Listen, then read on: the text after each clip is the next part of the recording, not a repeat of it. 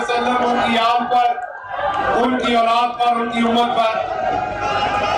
फैसलाबाद तैयार हो और डटे हुए हो, खलोते हो। फैसलाबाद जिस तरीके नाल इमरान खान के नाल खलोता है उसकी किते कोई मिसाल नहीं मिल रही। ये जरूर है कि इथों दो लोटे हुए ने, लेकिन फिर जिन्होंने वफादारी की थी उन्होंने भी तुल के की है। फैसलाबाद आज गैरत के नाल खलोता है, फैसलाबाद आज मुल्की सालियत के नाल खलोता है, फैसलाबाद आज उस लीडर के पीछे खलोता है जड़ा पूरी दुनिया दियां अखां च अखां पा के फैसले करता है। पाकिस्तान की इकोनॉमी 6% के उत्ते ग्रो कर रही सी। ये शायद किसी और शहर च गल करो तो किसी को समझ ना आवे। फैसलाबाद वालियां नूं इस गल दी समझ आउंदी है।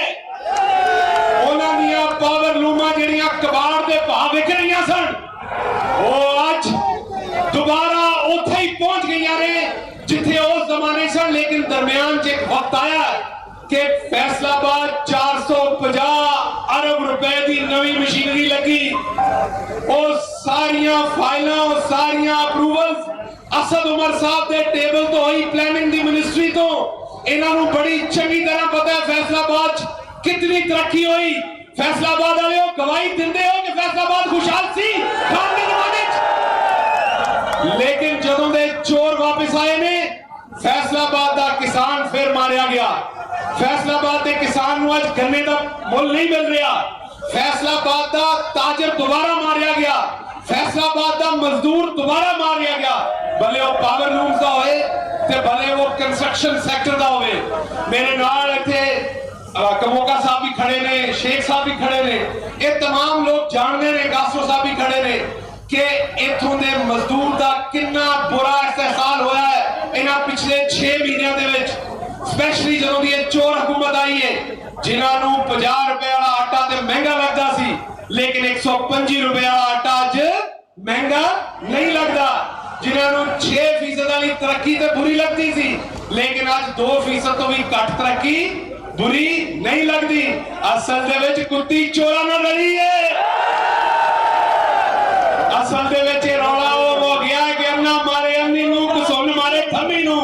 एक गल होए ये रलियां चुगदियां ने, लेकिन फैसलाबाद आज खलोता है इंसाफ की तरफ। फैसलाबाद आज खलोता है इमरान खान की तरफ, क्योंकि फैसलाबाद को इस गल का इदराक है कि पहले किसी मुल्क दे विच पीस होएगा, अमन होएगा, सियासी इंतशार खत्म होएगा, फिर उत्थे कारोबार बन पेगा, ते फिर लोगों की जिंदगी जसमुखी आएगी। क्योंकि फैसलाबाद पाकिस्तान का कराची तो बाद दूसरा बड़ा इंजन है माशी तौर पे। इसे तरह ही है ना फैसलाबाद। इसलिए फैसलाबाद ने अगली बारी वोट किनू देना है? ओनू देना है जिहदियां मुछां कई 5 मिनट पीछे हो गई ने, या फिर इमरान खान नू देना है? इस वेले कहते फिरते ने कि सऊदी वली जिहड़े ने मोहम्मद बिन सलमान, उन्हां दा दौरा कैंसल हो गया है। जिहड़ा कि झूठ है, उन्हां दा दौरा कभी स्कैड्यूल ही नहीं सी।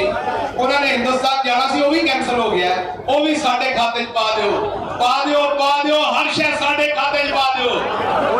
लेकिन इन्होंने कोई पूछे कि मोहम्मद बिन सलमान साहब ते आ जाएंगे, तुसी ये दसो तुहाडा अपना वज़ीर आज़म किथे गायबाना पड़ रहा कि शहर वो किथे गवाचिया होया है? वो उत्थे लंदन जिथे इन्हां दी कोई प्रॉपर्टी नहीं सी, जिन्हां अपार्टमेंटां दी अजे मालियत तय नहीं हुई, उन्हां अपार्टमेंटां च बह के पाकिस्तान दी सब तो बड़ी अपॉइंटमेंट दे मामला तय कर रहे ने। इस तो वड्डा कोई मखौल हो सकता है मुल्क दे नाल? इस तो वड्डा कोई कहंदे ने फैसलाबाद वाले बड़े मखौलीए ने। और यार असीं ते इन्हां दे सामने जम्मे ही नहीं जिड्डे वड्डे मखौलीए ने, जिड्डे वड्डे जुगतबाज है ने, असीं ते इन्हां दे सामने जम्मे ही नहीं फैसलाबाद ते। इसलिए फैसलाबाद पाकिस्तान तरक्की कर रहा सी, पाकिस्तान एक गैरतमंद लीडर के पीछे खड़े होके हर तरह की आसूदगी सी, लेकिन इन्होंने चोरों ने आके तबाही फेरी इस मुल्क की। हुण आवाम दोबारा अपने लीडर के पीछे खड़ी है। अगले इलेक्शन तुसी फैसला करना है कि तुसी वोट उन्होंने टिपिकल सियासतदानों को देना है या तुसी कौमी गैरत को वोट देना है। ऐसे लीडर को वोट देना है जो किसी और लीडर के नाल गल करे तो तुहानू घर बैठे स्वाद आ जाए। इस तरह ही है नहीं। इसलिए अगले इलेक्शन दे विच इन्हां दे अहलो यार समेत इन्हां दा बिस्तरा गोल करो ते इन्हां दी मंजी पीढ़ी ठोक के रख दो।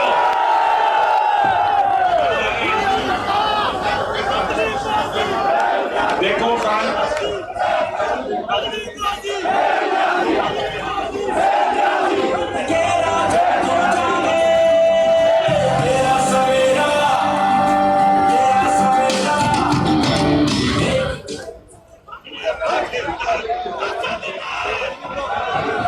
राशिद वो चेक करें क्या हुआ स्पीच का। देख साहब स्पीच आ रही है। हाँ सर नहीं है अभी तक। खान साहब कुर्सी पर बैठ गए, उनको माइक लगा रहे और अभी से मेरे ख्याल में 1 मिनट के बाद खान ने सारे पाकिस्तान के चोरों को और जो अपने आप को बहुत ताकतवर समझते हैं उनको तोड़ना शुरू कर देना है। तैयार हो फैसलाबाद?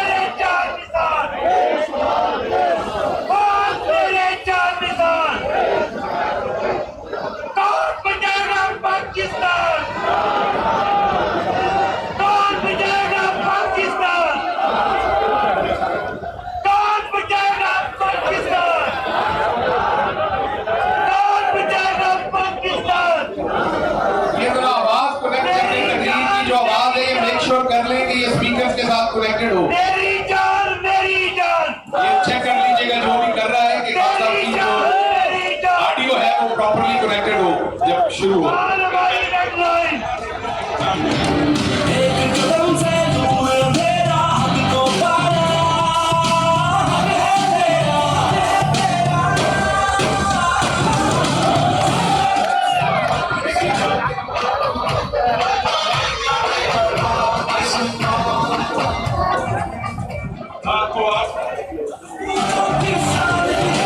एएमआई चेक करें, ऑडियो चेक करा दें प्लीज।